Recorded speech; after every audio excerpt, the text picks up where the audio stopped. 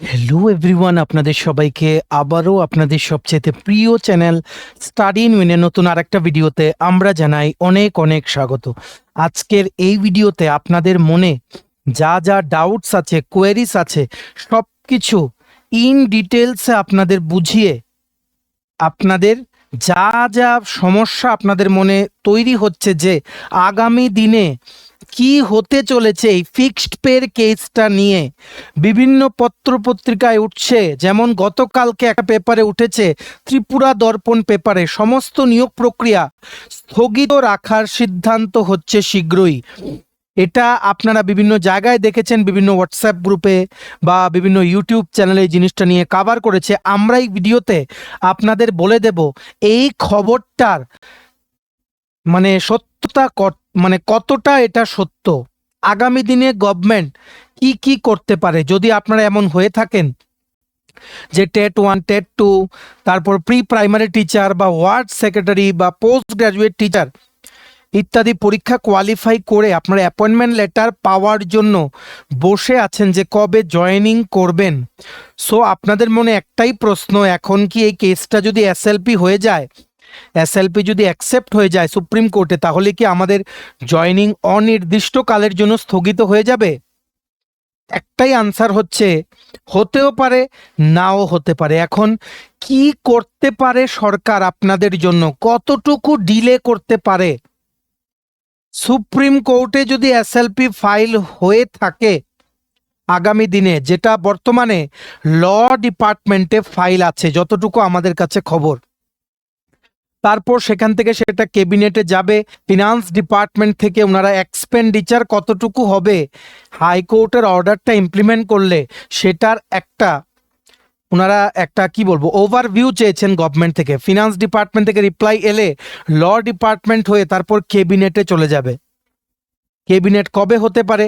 ক্যাবিনেটে যদি মানে ওনারা দেখেন যে না, ডিসিশনটা ইমপ্লিমেন্ট করা সম্ভব না, অ্যাকচুয়ালি ফিনান্স ডিপার্টমেন্টে সেটা দেওয়া হয়েছে এক্সপেন্ডিচার ক্যালকুলেট করার জন্য, যাতে এসএলপি করার সময় কোর্টকে যদি দেখাতে হয় যে কতটা আর্থিক বোঝা আসবে সরকারের উপরে, সেটা যাতে ক্লিয়ারলি ওনারা ক্যালকুলেট করে যাতে দেখাতে পারেন। গভর্নমেন্টের একটাই টার্গেট থাকবে, কোনোভাবে যদি হাইকোর্টের এই অর্ডারটা ইমপ্লিমেন্ট হওয়ার থেকে আটকে দেওয়া যায়। এটা একদম সত্যি কথা। কেন কারণ এতটা টাকাই নেই গভর্নমেন্টের কাছে এখন যে সবাইকে রেগুলার করে দেবে। যারা অলরেডি রেগুলার আছে এদেরকে যারা অলরেডি ফিক্সড পে আছে এদেরকে ইমিডিয়েটলি রেগুলার করে 9% ইন্টারেস্ট দিয়ে সমস্ত এরিয়ার দেবে, যেভাবে হাইকোর্ট রায় দিয়েছে।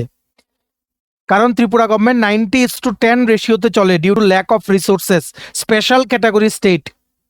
সেন্ট্রাল গভর্নমেন্ট থেকে এতগুলো টাকা নিয়ে আসা কিন্তু খুব কষ্টকর ব্যাপার। তাহলে টাকা আসবে কোত্থেকে?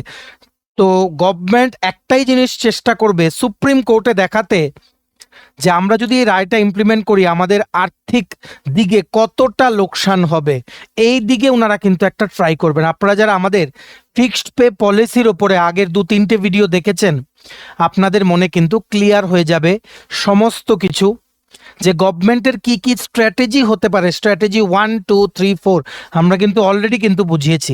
সো এই ভিডিওতে আপনারা গতকালকে থেকে আমাদেরকে এই আর্টিকেলগুলো পাঠাচ্ছেন, যেমন আজকের প্রতিবাদী কলাম নিউজ পেপারও আর্টিকেলটা উঠে এসছে, আদালতের রায়ে স্থগিত টেট উত্তীর্ণদের নিয়োগ। গতকালকে ত্রিপুরা দর্পণ নিউজ পেপারে উঠেছে। এখন এগুলোর সত্যতা কি?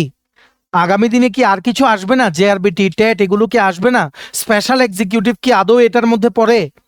ওয়ার্ড সেক্রেটারি রিসেন্টলি যে রিক্রুটমেন্ট প্রসেসগুলো হচ্ছে এগুলোর পরে কি হবে?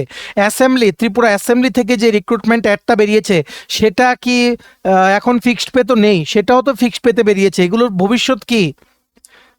নোটিফিকেশনে যদি ফিক্সড পে বেরিয়ে থাকে গভর্নমেন্ট কি এখন রেগুলার দিতে পারবে? আর রেগুলার দিতে পারলেও গভর্নমেন্টের কাছে কি সেই টাকা আছে রেগুলার দেওয়ার? সব কিছু নিয়ে ইন ডিটেলসে আমরা আলোচনা করব। আপনারা যারা বিভিন্ন পরীক্ষা ক্লিয়ার করেছেন আপনাদের কি কি করণীয়, ঠিক আছে, সমস্ত মিসকনসেপশন আপনাদের মন থেকে এই ভিডিওটা দেখলে কিন্তু দূর হয়ে যাবে, এতটুকু আমরা গ্যারান্টি দিয়ে বলতে পারছি। আর এই যেই আর্টিকেলটা দেখেছেন আপনারা, সমস্ত নিয়োগ প্রক্রিয়া স্থগিত রাখার সিদ্ধান্ত হচ্ছে, কতদিন পর্যন্ত গভর্নমেন্ট স্থগিত রাখতে পারবে সেই জিনিসটা নিয়ে আমরা আলোচনা করব, যে গভর্নমেন্টের কাছে এই মুহূর্তে কি কি রাস্তা খোলা আছে apart from filing SLP in supreme court. ঠিক আছে, জেআরবিটি, টেট, পিজিটি, বিভিন্ন যে চাকরি প্রত্যাশীরা তোমরা আছো বা কর্মচারীরা আপনারা যারা আছেন, আপনারা এই জিনিসটা নিয়ে চিন্তিত যে ভবিষ্যৎ কি হবে। তো আপনাদের জন্য এই সুপার ইম্পর্ট্যান্ট ভিডিওটা আমরা নিয়ে এসেছি। আপনারা কিন্তু এই ভিডিও লিঙ্কটা ম্যাক্সিমাম হোয়াটসঅ্যাপ, ফেসবুক, টেলিগ্রাম গ্রুপে শেয়ার করবেন।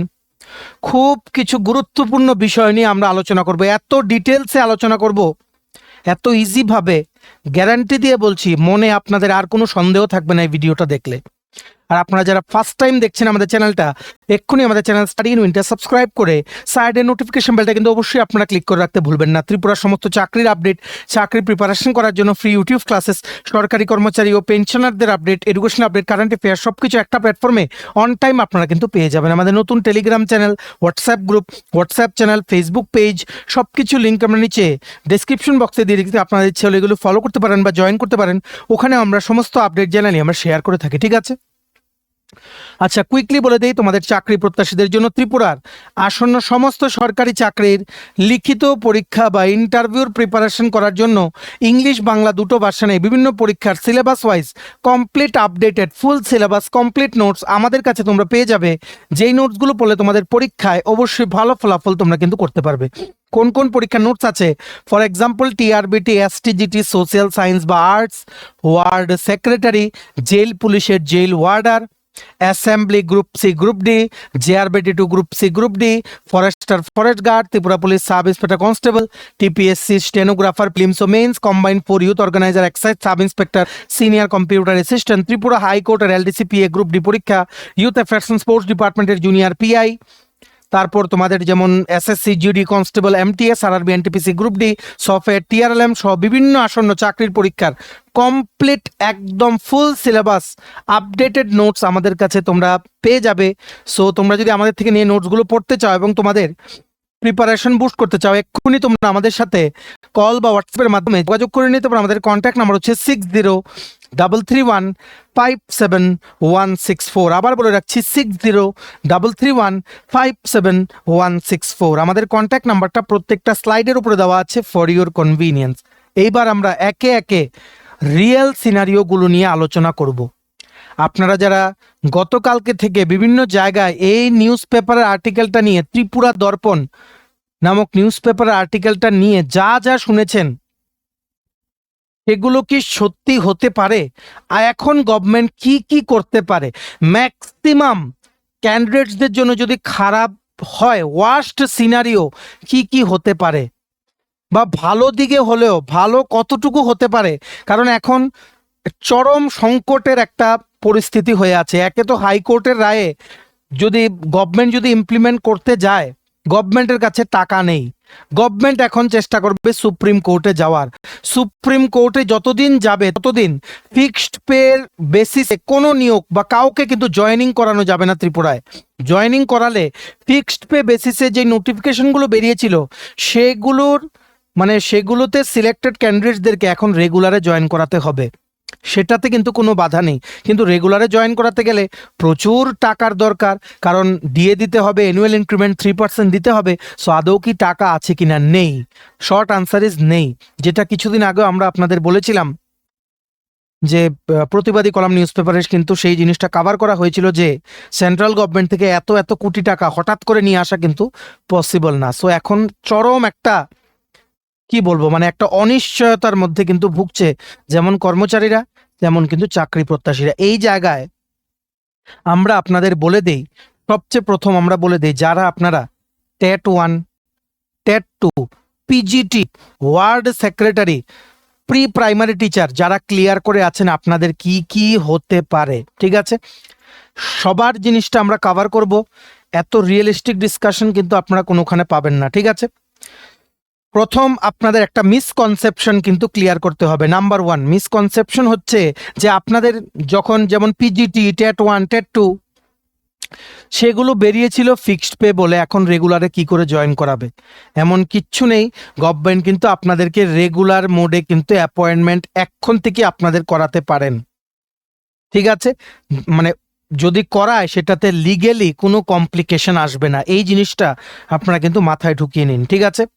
রিক্রুটমেন্ট নোটিফিকেশন মানেই কিন্তু ফাইনাল সার্ভিস কন্ডিশন না। রিক্রুটমেন্ট নোটিফিকেশনে একটা ছিল ফিক্সড পে, দেওয়া হলো রেগুলার পে, সেটা তো মানে কি বলবো, for the welfare of the selected candidates only. এমন তো কিছু না যে রেগুলার লেখা ছিল নোটিফিকেশনে ঢুকানো হয়েছে ফিক্সড পেতে, এমন তো কিছু না। That would have been considered as মানে কি বলবো, অ্যাজ সাম সর্ট অফ মানে কি বলবো ডিপ্রাইভেশন অফ দ্য ক্যান্ডিডেটস, কিন্তু সেখানে লেখা ছিল ফিক্সড পে। সিন্স হাইকোর্ট 8ই জানুয়ারি 2026 অর্ডার দিয়েছে ফিক্সড পে ক্যান্সেলেশনে, তার জন্য আমরা রেগুলার মোডে কিন্তু অ্যাপয়েন্টমেন্ট করিয়েছি। আর আরেকটা জিনিস হচ্ছে, এই ফিক্সড পে প্রথাটাকে হাইকোর্ট কিন্তু কমপ্লিটলি বলে দিয়েছে আনকনস্টিটিউশনাল, অসাংবিধানিক, যার জন্য 2001 আর 2007 যে মেমোরেন্ডাম কমপ্লিটলি কিন্তু ক্যান্সেল করা হয়ে গেছে। সো এই ফিক্সড পেটাকে সিলেক্টেড ক্যান্ডিডেটসদের ওপরে আর কিন্তু চাপিয়ে দেওয়া যাবে না, কোনোভাবেই না। চাপিয়ে যদি জয়েনও করানো হয়, সাথে সাথে রিট পিটিশন হয়ে government will be liable to answer to the court in this matter, আর চাকরিগুলো কিন্তু বাতিল হয়ে যাবে। তো এই জায়গায় এখন কিভাবে জয়েন করাবে, টাকাও তো নেই রেগুলার মোডে জয়েন করানোর, এখন we have to just wait, ঠিক আছে? অ্যাপয়েন্টমেন্ট লেটারে যদি আপনাদের লেখা থাকে, গভর্নমেন্ট কিন্তু ইচ্ছে করলে আপনাদের রেগুলার করতে পারে, মানে রেগুলার পে স্কেলে আপনাদের জয়েন করাতে পারে, স্পেসিফিক্যালি টেট 1 টেট 2 পিজিটি, ঠিক আছে, ইত্যাদি এক্সপিরিয়েন্সদের। কারণ ফিক্সড পে যেই প্রথাটা মেনে নিয়োগ হওয়ার কথা ছিল, সেই প্রথাটাই বাতিল। এখন রাস্তা আছে কি রেগুলার মোডে। আর শিক্ষকদের ভালো করে বুঝে রাখবেন, শিক্ষকদের কোনোভাবেই আউটসোর্সিংয়ে কিন্তু নিয়োগ করা যাবে না, ঠিক আছে? শিক্ষকদের নিয়োগ করতে হবে রেগুলার পে স্কেলেই। তো এগুলো কিন্তু সব নিয়ম মেনে গভর্নমেন্টের কাছে আপনাদের নিয়োগ করার একমাত্র রাস্তা হচ্ছে রেগুলার পে স্কেলে নিয়োগ করতে হবে। আদারওয়াইজ এখন গভর্নমেন্ট আপনাদের অ্যাপয়েন্টমেন্ট লেটার কোনোভাবেই দেবে না। আর টিআরবিটি থেকে স্পষ্ট কিন্তু সেই জিনিসটা আপনাদের বলে দেওয়া হয়েছে যে এটা আপনাদের অ্যাডটাও যখন বেরোয়, নোটিফিকেশন অ্যাড যখন বেরোয়, তখনও কিন্তু লেখা থাকে টেট 1 টেট 2 পিজিটি, যে আপনারা পরীক্ষা ক্লিয়ার করলেন, ডকুমেন্ট ভেরিফিকেশন করালেন, এর মানে এই না যে চাকরি আপনাদের নিশ্চিত। এটা কিন্তু লেখা থাকে টার্মস অ্যান্ড কন্ডিশনে, আপনারা নোটিফিকেশনটা খুলে কিন্তু জিনিসটা আপনারা দেখে নিতে পারেন, ঠিক আছে? হাইকোর্ট কিন্তু ফিক্সড পে পলিসিটা কমপ্লিটলি স্ট্রাইক ডাউন করে দিয়েছে, ঠিক আছে? সো এখন কোনোভাবেই এমনও গভর্নমেন্ট করতে পারবে না যে ফিক্সড পেতে জয়েন করিয়ে কোনো ক্লজ অ্যাড করে দিল subject to outcome of the SLP, যদি এসএলপি অ্যাকসেপ্ট হয়ে যায় আগামী দিনে, ফিক্সড পেতে জয়েনিং একদম করাতে পারবে না। এই রাস্তাটা চিরতর ত্রিপুরা থেকে বন্ধ হয়ে গেছে, এটা আপনাদের কিন্তু মাথায় কিন্তু ঢুকিয়ে রাখতে হবে। একটা চরম সমস্যায় কিন্তু গভর্নমেন্ট পড়েছে, এডুকেশন ডিপার্টমেন্ট কিন্তু পড়েছে, ঠিক আছে? গভর্নমেন্ট লিগেলি মানে আইনের দিকটা ঠিক রেখে ফিক্সড পে বেসিসে যদি গভর্নমেন্ট মানে কি বলবো, মানে গভর্নমেন্ট কোনোদিন চাইবে না যে ফিক্সড পে বেসিসে কাউকে এখন জয়েন করাতে, কারণ এটা extremely risky. Immediately writ petition file হয়ে যাবে, অটোমেটিক্যালি ইন্টারিম রিলিফ দেবে কোর্ট, ঠিক আছে? আর কন্টেম্পট কিন্তু ফাইল করা হয়ে যাবে, বিকজ পলিসিটাই নেই, পলিসিটাকেই কমপ্লিটলি স্ট্রাইক ডাউন করে দিয়েছে অনারেবল হাইকোর্ট, ঠিক আছে? আর যদি এমন হয় ইমিডিয়েটলি অ্যাপয়েন্টমেন্টগুলো ক্যান্ডিডেটদের বাতিল করে যাদেরকে ফিক্সড পেতে নেওয়া হয়েছে, কোর্ট গভর্নমেন্টকে বলবে যে তুমি জেনে শুনে একটা আনকনস্টিটিউশনাল প্র্যাকটিস তুমি এখনো চালিয়ে যাচ্ছ, তুমি জানো যে আমরা স্ট্রাইক ডাউন করে দিয়েছি, আমরা বলেছি এগুলো অসাংবিধানিক, আর্টিকেল 14 আর 16 ভায়োলেশন, তাও কেন তুমি এগুলো কন্টিনিউ করছো? This is a clear contempt. বিরাট ভেজালে পড়তে পারে কিন্তু শিক্ষা দপ্তর প্লাস গভর্নমেন্ট অফ ত্রিপুরা। তার জন্য কোনোভাবেই ফিক্সড পে বেসিসে টেট 1 টেট 2 আপনারা বলুন বা পিজিটি কাউকে কিন্তু এখন জয়েন করাবে না। আবার বিভিন্ন নিয়োগ প্রক্রিয়া চলছে, যেমন junior physical instructor, word secretary, Tripura বিধানসভা থেকে গ্রুপ সি গ্রুপ ডি বেরিয়েছে, জেআরবিটি 2 আসার কথা ছিল। এগুলো নিয়ে আমরা বলছি আগামী দিনে নিয়োগ প্রক্রিয়া কি আদৌ আসবে নাকি এগুলো দীর্ঘমেয়াদী একটা প্রক্রিয়া হয়ে যাবে, কি হতে পারে এগুলো আমরা বলছি। এখন গভর্নমেন্টের কাছে এই যে রিক্রুটমেন্ট প্রসেসগুলো ফিক্সড পে দিয়ে বেরিয়েছিল, যেগুলো চলছে, written exam, physical qualified list বেরোচ্ছে, জুনিয়র পিআই বা ওয়ার্ড সেক্রেটারি, রিক্রুটমেন্ট প্রসেস চলার মধ্যে কিন্তু হাইকোর্ট কোনো স্টে অর্ডার দেয়নি, বা নতুন নিয়োগেও কিন্তু স্টে অর্ডার দেয়নি হাইকোর্ট। শুধু গভর্নমেন্ট অফ ত্রিপুরাকে বলেছে ফিক্সড পে বেসিসে আর কাউকে তুমি কোনো চাকরিতে জয়েন করাতে পারবে না, রেগুলার বেসিসে যত খুশি তুমি জয়েন করাও। কিন্তু এখন কথা হচ্ছে ত্রিপুরা সরকারের কাছে টাকা নেই রেগুলার বেসিসে এত এত ক্যান্ডিডেট জয়েন করানোর। এখন কি হবে এটা নিয়েই কিন্তু একটা ডাইলেমা সৃষ্টি হয়েছে পুরো ত্রিপুরার কর্মচারী মহলে ও চাকরি প্রত্যাশীদের কিন্তু মহলে। ঠিক আছে, কিন্তু গভর্নমেন্টের কাছে যে মেইন প্রবলেম, সবচেয়ে বড় সমস্যা, সেটা হচ্ছে মানি, টাকা। ঠিক আছে, কারণ আমরা জানি ত্রিপুরা হচ্ছে revenue deficit state. Regular pay দেওয়া মানেই বেসিক পের সাথে ডিএ দিতে হবে, অ্যালাওয়েন্সেস দিতে হবে। তো হাজার হাজার ক্যান্ডিডেটসদেরকে এভাবে যদি রিক্রুটমেন্ট করা হয় ইনস্টিড অফ ফিক্সড পে, যদি রেগুলারে রিক্রুটমেন্ট করা হয়, একটা হিউজ বার্ডেন হয়ে যাবে এদেরকে মান্থলি স্যালারি দেওয়ার গভর্নমেন্টের ওপরে। কিন্তু এখানে আপনাদের একটা জিনিস বুঝে রাখতে হবে, সুপ্রিম কোর্ট কিন্তু অলরেডি আগে কিন্তু এই জিনিসটা নিয়ে ওনারা রায়ও দিয়েছেন বা ওনাদের স্ট্যান্ড কিন্তু ক্লিয়ার করেছেন। আগেও আমরা ইতিহাসেও দেখেছি, আগে অনেক বছর আগে সুপ্রিম কোর্ট কিন্তু বলেছিল বিভিন্ন রাজ্যের ক্ষেত্রে, যেমন চণ্ডীগড়, পাঞ্জাব, সেখানে দেখানো হয়েছিল যে রাজ্যের আর্থিক অবস্থা খারাপ, তার জন্য হয়তো কোনো সুযোগ সুবিধা দেওয়া হচ্ছে না কর্মচারীদের। সুপ্রিম কোর্ট কিন্তু ক্লিয়ারলি বলেছিল রাজ্যের ফাইন্যান্সিয়াল ডিফিকাল্টি কাউকে, আর্থিক দিকে যে সমস্যা আছে সেটা কাউকে মৌলিক অধিকার পাওয়া থেকে বঞ্চিত করতে পারবে না। ঠিক আছে, আশা করি আপনারা বুঝতে পেরেছেন, আগেও কিন্তু সুপ্রিম কোর্ট বলেছে। সো গভর্নমেন্ট যদি এখন এসএলপি ফাইল করে সুপ্রিম কোর্টে যায়, গিয়ে যে বলে আমাদের আর্থিক বোঝা হয়ে যাবে, বিশাল অঙ্কের টাকা লাগবে, স্টেটের ডেভেলপমেন্ট থেমে যাবে, ইত্যাদি ইত্যাদি বিভিন্ন জিনিস যদি গভর্নমেন্ট বলে, সুপ্রিম কোর্টে কিন্তু সেই জিনিসটা নিয়ে গভর্নমেন্ট কতটুকু সাকসেস হবে আমাদেরও ডাউট আছে। কারণ সুপ্রিম কোর্ট আগেও কিন্তু বলেছে যে ফান্ডামেন্টাল রাইটস, মৌলিক অধিকার সবার পাওয়ার কর্তব্য, সবাই পাবে মৌলিক অধিকার, ফান্ডামেন্টাল রাইটস, আর্টিকেল 12 to 35, যার মধ্যে আর্টিকেল 14 আর 16 ভায়োলেশন করে ফিক্সড পে পলিসি ত্রিপুরায়। তো এটা কোনোভাবেই সুপ্রিম কোর্ট এই জিনিসটা নিয়ে কিন্তু সন্তুষ্ট হয়ে গভর্নমেন্টের পক্ষে কোনো রায় কিন্তু দেবে না, কারণ এটা একটা সেটেলড সুপ্রিম কোর্ট ল। তো গভর্নমেন্টের কাছে এখন আপনাদের জন্য যারা যারা ক্লিয়ার করে আছেন বিভিন্ন পরীক্ষা, আপনাদেরকে রিক্রুটমেন্ট করার কি কি আছে, ঠিক আছে। অপশন 1 ভালো করে জেনে রাখবেন। অপশন 1, আপনাদের রেগুলার পে স্কেল দিতে হবে প্রথম দিন থেকেই, কিন্তু রেগুলার পে স্কেল এখন টেট 1 টেট 2 2300-র ওপরে ক্যান্ডিডেটস ক্লিয়ার করে আছে। আর যতটুকু আমাদের কাছে খবর, অলরেডি ফিনান্স ডিপার্টমেন্ট থেকে অ্যাপ্রুভেল কিন্তু দেওয়া হয়ে গেছিল, এর মধ্যেই হাইকোর্টের অর্ডার চলে এসছে। সো পুরো প্রসেস এখন অনির্দিষ্টকালের জন্য থেমে থাকার একটা সম্ভাবনা কিন্তু চলে এসছে। কিন্তু এখন কথা হচ্ছে গভর্নমেন্ট তাও আপনাদের কিন্তু এখন নিয়োগ করতে পারে। কি করে? এই যতজন টেট 1 টেট 2 2025 ক্লিয়ার করেছে, যেটা 2025-এ হয়েছিল, 24-এর টেট অ্যাকচুয়ালি, এদেরকে ডাইরেক্ট যদি রেগুলার পে স্কেলে জয়েন করার অ্যাপয়েন্টমেন্ট লেটারে যদি লিখে দেয় যে you are appointed in regular pay scale subject to the final outcome of SLP pending before the honourable Supreme Court, তাহলে কোনো ভবিষ্যতে গিয়ে আপনাদের চাকরি নিয়ে কোনো সমস্যায় কিন্তু পড়তে হবে না গভর্নমেন্টকে, কারণ এটা খুবই legally safe option, candidate join করতে পারবে।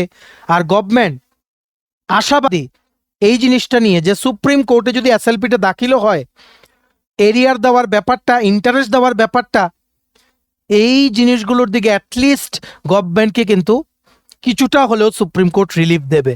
So this is the safest option and the only option which is legally safe, that is left with the government. ঠিক আছে, this is the most probable solution. Option number 2 যেটা government করতে পারে, যে আপনাদের জয়েনিংটাকে delay করে দেবে, জয়েনিংটাকে আপনাদের দেরি করাবে, কিন্তু আপনাদের সিলেকশন কিন্তু ক্যান্সেল হবে না।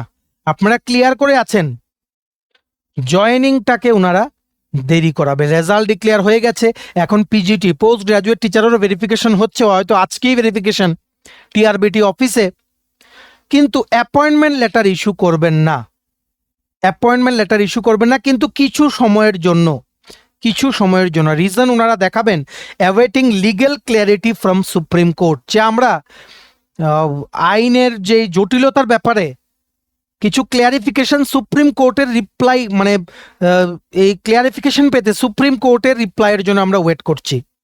কিন্তু এই দেরিটা খুবই কম সময়ের জন্য কিন্তু কাজ করবে। যদি খুব বেশি ডিলে হয়, যেমন ওয়ার্ড সেক্রেটারিতে যারা সিলেক্ট হচ্ছে এদের জয়েনিং করাতে যদি খুব বেশি ডিলে হয়, তাহলে কিন্তু রিট পিটিশন কিন্তু দাখিল করতে পারে ক্যান্ডিডেটসরা। এই রাস্তাটাও কিন্তু specifically word secretary junior PI recruitment process যদি কমপ্লিট হয়ে যায়, এই সমস্ত ক্যান্ডিডেটদের কিন্তু এই রাস্তাটা কিন্তু খোলা আছে। ঠিক আছে, কিন্তু আবার বলে দিচ্ছি, টিআরবিটি দিয়ে যারা আপনারা সিলেক্ট হয়েছেন, আপনাদের নোটিফিকেশনের যে অ্যাডটা, জবের নোটিশটা, সেটার মধ্যে লেখা ছিল যে আপনারা পরীক্ষা ক্লিয়ার করে ডকুমেন্ট ভেরিফিকেশন করালেও দ্যাট ডাজ নট মিন কি আপনারা এমপ্লয়েড। ঠিক আছে, সো এই একটা টার্ম দিয়ে গভর্নমেন্ট যদি রিট পিটিশন দাখিল করা হয় ক্যান্ডিডেটদের পক্ষ থেকে জয়েনিং দেরি করানোর জন্য, এই একটা পয়েন্টকে টার্গেট করে কিন্তু গভর্নমেন্ট সেখানে হাইকোর্টে কিন্তু ওনাদের বক্তব্য রাখতে পারেন। ঠিক আছে, আমরা যেটা বললাম যে রিট পিটিশন যদি জয়েন করাতে বেশি দেরি করে, this will only be open for junior PI, word secretary, যদি অ্যাসেম্বলি রিক্রুটমেন্ট প্রসেস কমপ্লিট হয়ে যায় এদের জন্য। ঠিক আছে, অপশন নাম্বার 4 যেটা হওয়ার সম্ভাবনা খুবই কম, যে ফিক্সড পেতে জয়েন করালো, ভালো করে বুঝে রাখবেন, ফিক্সড পেতে জয়েন করালো আপনাদের থেকে কনসেন্ট নিয়ে, আপনাদেরকে বলল আপনারা একটা আন্ডারটেকিং সাইন করুন আর আপনারা বলুন যে আমরা voluntarily fixed pay system accept করতে পারি বা অ্যাকসেপ্ট করছি, মানে আমাদের নিজের ইচ্ছায় আমরা করছি। কিন্তু আপনারা যদি সাইনও করে দেন, এই আন্ডারটেকিং নিয়েও যদি গভর্নমেন্ট আপনাদের ফিক্সড পে বেসিসে জয়েন করা, মানে জয়েন যদি করিয়ে নেয়, কোর্টের স্ক্রুটিনির সময় এটাও আটকে রাখতে পারবে না গভর্নমেন্ট। ঠিক আছে, আপনারা আন্ডারটেকিং দিয়েছেন, আপনারা কনসেন্ট দিয়েছেন, এর মানে এই না যে আপনারা আর্টিকেল 14, যেটা একটা মৌলিক অধিকারের মধ্যে পড়ে, আর্টিকেল 14 বেনিফিটস আপনারা পাবেন না। সো এই দিকটাও গভর্নমেন্টের জন্য বন্ধ, এই রাস্তাটাও কিন্তু গভর্নমেন্টের জন্য কমপ্লিটলি বন্ধ। গভর্নমেন্ট কি করতে পারবেন না এখন? নাম্বার 1, গভর্নমেন্ট আপনাদের উপরে ফোর্সফুলি কিন্তু ফিক্সড পে বেসিস চাপিয়ে দিতে পারবে না রেগুলার পোস্টের এগেনস্টে, স্যাংশনড রেগুলার পোস্টের এগেনস্টে। আপনাদের সিলেকশন কিন্তু ক্যান্সেল করতে পারবে না। আপনাদেরকে স্পেসিফিক্যালি যেই পোস্টগুলোতে টিআরবিটির আন্ডার রিক্রুটমেন্ট হয় না, সেগুলোতে যদি রিক্রুটমেন্ট প্রসেস কমপ্লিট হয়ে যায়, আপনাদেরকে ইনডেফিনিট পিরিয়ডের জন্য কিন্তু ওয়েট করাতে পারবে না। আর একই পোস্টের জন্য দুটো পে স্ট্রাকচার ওনারা কিন্তু ক্রিয়েট করতে পারবে না, মানে কিছু ক্যান্ডিডেটস ফিক্সড পে আর কিছু ক্যান্ডিডেটস রেগুলার পে। কারণ কোর্ট এইসব ব্যাপারে কিন্তু খুব স্ট্রিক্ট। ইমিডিয়েটলি রিট পিটিশন দাখিল হলে কিন্তু গভর্নমেন্টের এগেনস্টে কিন্তু আবার রায় চলে যাবে। ঠিক আছে, সুপ্রিম কোর্ট গভর্নমেন্টকে কি বিষয়ে পরে হেল্প করতে পারে? গভর্নমেন্টের এই কেসটাতে জেতার চান্স হচ্ছে অনলি 5%। পুরোপুরি হাইকোর্টের অর্ডারটা কোনো দিন ঘুরবে না, হয়তো কিছুটা সময় লাগবে, কিন্তু আগে হোক পরে হোক এরিয়ার প্লাস যেই 9% ইন্টারেস্ট, ঠিক আছে, এগুলো থেকে হয়তো গভর্নমেন্টকে মুকুব করতে পারে সুপ্রিম কোর্ট, কিন্তু কোনো দিন হাইকোর্টের অর্ডারটাকে পুরো ঘুরিয়ে দেবে না সুপ্রিম কোর্ট। কারণ এখানে যেই মানে আপনাদের ইয়েটা দেওয়া হয়েছে অনারেবল হাইকোর্ট থেকে, যে রায়টা দেওয়া হয়েছে সুপ্রিম কোর্টের আগের অনেকগুলো কেসের রায়কে রেফারেন্স টেনে কিন্তু দেওয়া হয়েছে। ঠিক আছে, সুপ্রিম কোর্ট গভর্নমেন্টকে কি কি দিতে পারে? ফেজড পেমেন্ট সিস্টেমের একটা রিলিফ দিতে পারে, মানে ধাপে ধাপে বকেয়া টাকাগুলো মিটিয়ে দেওয়ার একটা কিন্তু সেখানে রিলিফ দিতে পারে। ঠিক আছে, ইন্টারেস্টের পার্টটা রিমুভ করে দিতে পারে, এরিয়ার দেওয়ার পার্টটা রিমুভ করে দিতে পারে। ঠিক আছে, সো এই জিনিসগুলো সুপ্রিম কোর্ট কিন্তু দিতে পারে। তো এটা কিন্তু অ্যাকচুয়ালি গভর্নমেন্টের জন্য মানে উইনিং না, মানে গভর্নমেন্ট কিন্তু জিতেনি, এটা হচ্ছে জাস্ট পার্শিয়ালি এদের পক্ষে কিছুটা হলে নিয়ে গেছে। Final winners in this case will still be the teachers, যিনারা হাইকোর্টে এই কেসটা জিতেছেন। ঠিক আছে, সো এটার মানে এই যে আপনারা যদি ট্যাট, পিজিটি, জুনিয়র পিআই ইত্যাদি যদি আপনারা ক্লিয়ার করে থাকেন, মানে জুনিয়র পিআই এর তো প্রসেস চলছে, আগামী দিনে তো কমপ্লিট হয়ে যাবে, ততদিনেও যদি কেসটা সলভ না হয়, অ্যাসেম্বলিরও যদি কমপ্লিট হয়ে যায় ততদিনে, ওয়ার্ড সেক্রেটারি যদি কমপ্লিট হয়ে যায় ততদিনে যদি সলভ না হয়, আপনাদের টিআরবিটি নিয়োগগুলো ছাড়া কোনো নিয়োগে লিস্ট বেরিয়ে গেলে ইনডেফিনিট পিরিয়ডের জন্য কিন্তু আপনাদের জয়েনিং আটকে রাখতে পারবে না। ঠিক আছে, তো আপনাদের সিলেকশন কিন্তু হয়ে গেছে, এখন সেই সিলেকশন গভর্নমেন্ট কোনোভাবে কিন্তু বাতিল করতে পারবে না। ইনডেফিনিট পিরিয়ডের জন্য ওয়েট করলে রিট পিটিশন দাখিল হয়ে যাবে। এই সমস্ত ক্ষেত্রে সুপ্রিম কোর্ট কিন্তু বা হাইকোর্ট অনেক কিন্তু স্ট্রিক্ট, যেগুলো আগেও কিন্তু আমরা দেখেছি। দেখুন বারবার বলছি, গভর্নমেন্টের কাছে টাকা নেই, এই জিনিসটা যদি গভর্নমেন্টের পক্ষ থেকে বারবার অ্যাডভোকেট অন রেকর্ড যদি সুপ্রিম কোর্টে হাইলাইট করে, lack of money is an administrative problem, এটা আপনাদের বুঝে রাখতে হবে, এটা একটা প্রশাসনিক সমস্যা। ঠিক আছে, কনস্টিটিউশনে এই ল্যাক অফ মানির জন্য কনস্টিটিউশনের বলা অধিকার কাউকে দেওয়ার থেকে বঞ্চিত করা কোনোভাবে এই জিনিসটা কিন্তু কোর্ট মেনে নেবে না। যেমন বিভিন্ন রাজ্য, ঝাড়খণ্ড, ছত্তিশগড়, পাঞ্জাব, সিমিলার কেসেস ওনারা কিন্তু হাইলাইট করেছিল সুপ্রিম কোর্টে, কিন্তু সুপ্রিম কোর্ট ফাইনালি কিন্তু রায় দিয়েছিল সেই প্রার্থীদের পক্ষে, গভর্নমেন্টের এগেনস্টে। সো গভর্নমেন্ট বাধ্য হয়েছে এই রায়ের এগেনস্টে কমপ্লাই করতে, এদেরকে সমস্ত সুযোগ সুবিধা দিতে, কিন্তু স্লোলি ওনারা কিন্তু দিয়েছেন, কিন্তু দিতে হয়েছে। সো ত্রিপুরা সরকারও এখন যেই পরিস্থিতি, কোনোভাবেই আমাদের মনে হচ্ছে না যে রেগুলার পে স্কেলে জয়েন্ট, এখন চাকরি দিলেই ত্রিপুরা রেগুলার পে স্কেলে দিতে হবে। আমরা আগেও বলেছিলাম আপনাদের ফার্স্ট ভিডিওতে যে 8ই জানুয়ারি 2026-এর এই অর্ডারটা একটা ঐতিহাসিক রায়, আগামী বহুত জেনারেশন এই রায়টাকে কিন্তু মনে রাখবে, কারণ রেফারেন্স উঠবে, যতবার কেস হবে ততবার এই রায়টার কিন্তু রেফারেন্স উঠবে। আর গভর্নমেন্ট ফিক্সড পে কিন্তু আইনত আর দিতে পারবে না, কমপ্লিট শেষ। ওনারা রিক্রুটমেন্ট ক্যান্সেলও করে দিতে পারবেন না, কারণ প্রসেস হয়ে গেছে। আপনারা অলরেডি দেখেছেন 2016-17 TCS TPS inspector of boilers TSR recruitment যেভাবে গভর্নমেন্ট ক্যান্সেল করে দিয়েছিল, আবার কিন্তু সুপ্রিম কোর্টের রায়ে সেগুলো হয়ে এখন কিন্তু অফার লেটার দিতে বাধ্য হয়েছে। তো চারিদিকে গভর্নমেন্টের এই জায়গায় লাভের দিকে যাওয়ার চান্স আমরা 0 থেকে 5% দেখছি। গভর্নমেন্টের রেগুলার পে স্কেলে অ্যাপয়েন্টমেন্ট দিতে হবে, স্পেসিফিক্যালি যারা টেট 1 টেট 2 পিজিটি ক্লিয়ার করেছেন, আপনাদের এখন ভবিষ্যতে যখনই অ্যাপয়েন্টমেন্ট দেয় রেগুলার পে স্কেলে দিতে হবে। ঠিক আছে, হয়তো এরিয়ারের দিকটা যারা অলরেডি আপনারা ফিক্সড পেতে জয়েন করে আছেন, এরিয়ার দিকটা থেকে পাওয়া থেকে হয়তো আপনারা সেখানে বঞ্চিত হতে পারেন, কিন্তু regular pay scale immediate implement করতে হবে, নয়তো কন্টেম্পট অফ কোর্ট হয়ে যাবে। আর এসএলপি, যেটা আমরা বিভিন্ন নিউজ পেপারে দেখছি, এসএলপি যদি অ্যাকসেপ্টই না হয় সুপ্রিম কোর্টে, যেটা chance com, government will definitely find out some way, যেটা আমাদের মতামত। ঠিক আছে, সো এসএলপি অ্যাকসেপ্ট হয়ে গেলেও শুধু কিছুটা ডিলে হবে, তারপরেও শিক্ষকদের পক্ষে কিন্তু রায় যাওয়ার একটা 100% কিন্তু সম্ভাবনা এখানে চলে আসছে। ঠিক আছে, দেখুন সমস্ত দেরি কিন্তু ইললিগেল না, not every delay is illegal. যদি এমন হয় যে আপনাদের রেজাল্ট বেরিয়ে গেছে, specifically junior PI, word secretary, assembly, 1 থেকে 3 মাস যদি ডিলে হয় রেজাল্ট বেরোনোর পরে, আপনাদের সেই ডিলেটা কিন্তু ইট ইজ নট ইললিগেল। ঠিক আছে, ডিলেটা হতে পারে হয়তো ডকুমেন্ট ভেরিফিকেশনের জন্য, মেডিকেল টেস্টের জন্য, আর এসএলপি ফাইলের জন্য। কোর্ট কিন্তু এই সমস্ত ব্যাপারে ইন্টারফেয়ার করে না। যদি 4 থেকে 6 মাস বা তার ওপরে যদি ডিলে হয়ে যায়, দেরি যদি হয়ে যায়, তখন কিন্তু আপনারা কোর্টে রিট পিটিশন কিন্তু দাখিল করতে পারেন।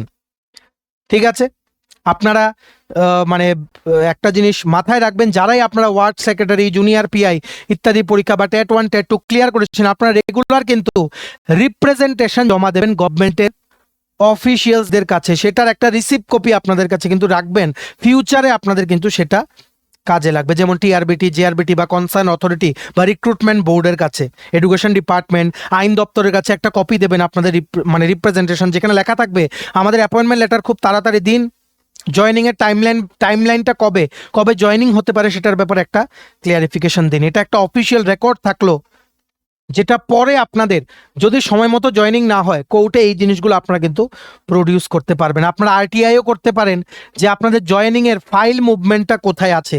ঠিক আছে, সেখানে আপনারা রিট পিটিশন ফাইল করতে পারেন, ম্যান্ডেমাস, যেটা আমরা কিছুদিন আগে একটা ভিডিওতে আপনারা কিন্তু বলেছিলাম, আপনাদেরকে আমরা বলেছিলাম। ঠিক আছে, সো এগুলো আপনারা স্টেপ নিতে পারেন ফিউচারে। সো আরেকটা জিনিস হচ্ছে, গভর্নমেন্ট কিন্তু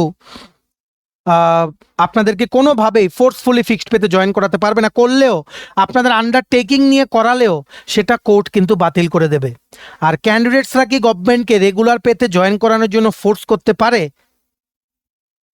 হ্যাঁ পারে, পারে বলতে ইন দ্য সেন্স গভর্নমেন্টকে কন্টিনিউ রিপ্রেজেন্টেশন দেওয়া, তারপর রিট পিটিশন ফাইল করে কোর্টের অর্ডার এলে সেটা ইনডাইরেক্টলি সেভাবে ওনারা পারেন। ঠিক আছে, কিন্তু কোনোভাবেই এটা সম্ভবই না যে এখন আপনাদের ফিক্সড পেতে গভর্নমেন্ট জয়েন করাবে। সো এখন আমাদের ফাইনাল সেখানে আপনাদের জন্য কথা হচ্ছে, আপনাদের জয়েনিং কিছুটা কিন্তু দেরি হবে। Let them figure out something, আপনাদের জয়েনিং কিন্তু দেরি হবে। কিন্তু এর মানে এই না, এখন দেখুন জেআরবিটি টুর জন্য আপনারা যারা ওয়েট করছেন, জেআরবিটি কিন্তু অবভিয়াসলি ফিক্সড পে পোস্ট, যেটার জন্য প্রস্তুতি অনেক দিন ধরেই চলছিল। যে যাই বলুক, আমরাই কিন্তু সবার প্রথম বলেছিলাম জেআরবিটি টু আসবে। জেআরবিটি টুর মানে জেআরবিটি টুর আন্ডারে রিক্রুটমেন্টের জন্য আমাদের honourable tourism minister Shri Sushanta Chowdhury উনিও কিন্তু বলেছেন যে জেআরবিটি একটা মাস রিক্রুটমেন্ট, অনেকগুলো পোস্ট একত্রিত হলে রিক্রুটমেন্ট হয়। তো আপনাদের একটাই প্রশ্ন, জেআরবিটি টু আসবে কিনা? এটাও এখন একটা বিরাট প্রশ্ন, কারণ কোর্টে কিন্তু বলেনি যে নতুন নিয়োগ আসতে পারবে না। কোর্টে নতুন নিয়োগের উপরে কোনো প্রবলেমই নেই, কিন্তু প্রবলেমটা হচ্ছে সরকারের। কেন সরকার বলেছে যে আমি ফিক্সড পেতে জেআরবিটিতে রিক্রুটমেন্ট করব, যেটা আগেও হয়েছে। ফিক্সড পে পলিসি এখন নেই। এখন 2,500 পোস্টে গভর্নমেন্ট কি রেগুলার পে স্কেল মেনশন করে কি জেআরবিটি নোটিফিকেশন বের করবে? এতটা কি আদৌ টাকা আছে? সেটা একটা বিরাট প্রশ্ন, ঠিক আছে। কিন্তু গভর্নমেন্ট যদি এই রিজনটা দেখিয়ে গ্রুপ সি গ্রুপ ডি বিভিন্ন ফিক্সড পের পোস্টে নিয়োগ প্রক্রিয়া যদি থমকে রাখে, তাহলে কিন্তু আপনারা অলরেডি জানেন ত্রিপুরার বিভিন্ন দপ্তরে কিন্তু staff shortage, acute staff shortage plus রিটায়ারমেন্টে যাচ্ছে।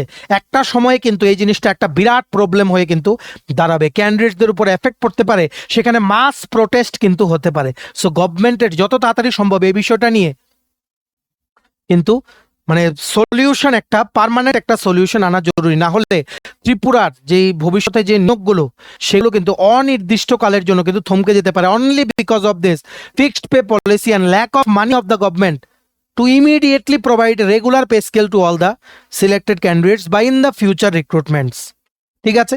আর আপনাদেরকে বলি, যারাই আপনারা রিপ্রেজেন্টেশন দেবেন আপনাদের জয়েনিংয়ের জন্য, আপনারা কিন্তু একজন একজন করে কিন্তু যাবেন না। যেমন PGT candidates, TET 1 TET 2 clear candidates, pre primary teacher candidate সবাই মিলে একসাথে রিপ্রেজেন্টেশন দেবেন, কারণ গ্রুপে কোনো কাজ করলে সেটার এফেক্টিভনেস কিন্তু অনেক বেশি হয়, ঠিক আছে। আর আরেকটা জিনিস আপনাদের বলে রাখি, সবচাইতে ওয়াস্ট সিনারিও আপনাদের জন্য কি হতে পারে, যে গভর্নমেন্ট যদি বলে যে সুপ্রিম কোর্টে এসএলপি ফাইল আছে সেটার জন্য ডিলে হচ্ছে, ঠিক আছে। সেই ক্ষেত্রেও হাইকোর্ট কিন্তু তাও বলতে পারে যে সিলেকশন কমপ্লিট হয়ে গেছে, অ্যাপয়েন্টমেন্টটা ইনডেফিনিট পিরিয়ডের জন্য কিন্তু ঝুলিয়ে রাখা যাবে না। এটা কিন্তু শুধুমাত্র word secretary, junior PI, assembly এগুলোর জন্য, not for TET 1 TET 2 PGT candidates. কারণ আপনাদের অ্যাডে ক্লিয়ারলি লেখা থাকে যে আপনাদের ডকুমেন্ট ভেরিফিকেশন হয়ে যাওয়া মানেই যে চাকরি আপনারা পেয়ে গেলেন, সেটা না। এটা all depends on the availability of the number of post, ঠিক আছে। এটাই কিন্তু মানে আমাদের যে বক্তব্য। সো আপনারা নিশ্চয়ই এই পুরো আর্টিকেলটা পড়ে নিয়েছেন গতকালকে, যে সমস্ত নিয়োগ প্রক্রিয়া স্থগিত রাখার সিদ্ধান্ত হচ্ছে শীঘ্রই, কিন্তু ইনডেফিনিট পিরিয়ডের জন্য হলে এটা বিরাট প্রবলেম কিন্তু সেটা হতে পারে। গভর্নমেন্টের একটাই সমস্যা যে টাকা নেই, এই ব্যাপারটাও যদি ওনারা ওখানে বলেন, তখন সুপ্রিম কোর্ট থেকে একটাই জিনিস গভর্নমেন্টকে বলা হবে যে আপনাদের টাকা নেই, সেটা আপনাদের প্রশাসনিক ম্যাটার। এটার জন্য কাউকে আপনারা আর্টিকেল 14 সুযোগ সুবিধা পাওয়া থেকে বঞ্চিত করতে পারেন না। মানে দেন অ্যান্ড দেন এই জিনিসগুলো কিন্তু খারিজ হয়ে যাবে। সো এটা একটা বিরাট প্রবলেম। সো গভর্নমেন্টের পক্ষ থেকে অবশ্যই বিভিন্ন লিগ্যাল এক্সপার্টদের সাথে কনসালটেশন করে ওনারা একটা সিদ্ধান্ত নিচ্ছেন কি করা যায়। তবে আমাদের বিশ্বাস, যদি রেগুলার পে স্কেলে ফিউচার রিক্রুটমেন্ট গভর্নমেন্ট দেওয়া শুরু করে, আমাদের যে ফাইনাল কথা আমরা বলে দিচ্ছি, যদি রেগুলার পে স্কেলে গভর্নমেন্ট আগামী দিনে ত্রিপুরায় সমস্ত নিয়োগ প্রক্রিয়ার নতুন নোটিফিকেশনও বের করা শুরু করে, ফিক্সড পে কমপ্লিটলি বাতিল, ঠিক আছে, ফিক্সড পে কমপ্লিটলি বাতিল। গভর্নমেন্টের কাছে এখন একটাই রাস্তা, আউটসোর্সিং আর নাহলে রেগুলার পে, আউটসোর্সিং নাহলে রেগুলার পে নাহলে কন্ট্রাকচুয়াল, ঠিক আছে।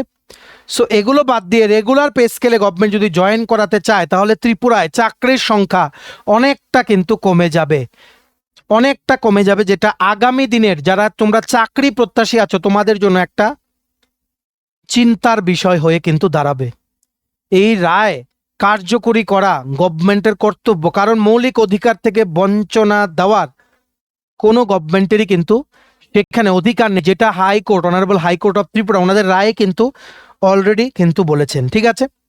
আর অনগোয়িং যে রিক্রুটমেন্টগুলো, যেগুলোর প্রসেস চলছে সেগুলো কমপ্লিট হবে, যেগুলো অ্যাডভার্টাইজমেন্ট অলরেডি ইস্যু হয়ে গেছে, যদি ক্যান্সেল হয় ম্যাসিভ প্রোটেস্ট হবে, ঠিক আছে। তারপর মানে বিভিন্ন পাবলিকের তরফ থেকে সেই জিনিসগুলো অ্যাকসেপ্ট করা হবে না। আর আপনারা যারা বলছেন স্পেশাল এক্সিকিউটিভ, দেখুন স্পেশাল এক্সিকিউটিভ এটার আওতার বাইরে, কারণ স্পেশাল এক্সিকিউটিভ অনারারিয়াম বেস চাকরি, এটার সাথে ফিক্সড পের কোনো সেখানে কিন্তু মানে কানেকশন নেই, কারণ সেগুলো কোনো স্যাংশনড পোস্ট না, সেখানে বলা নেই যে রেগুলার পোস্ট এগুলো বা পে স্কেলের পোস্ট এগুলো।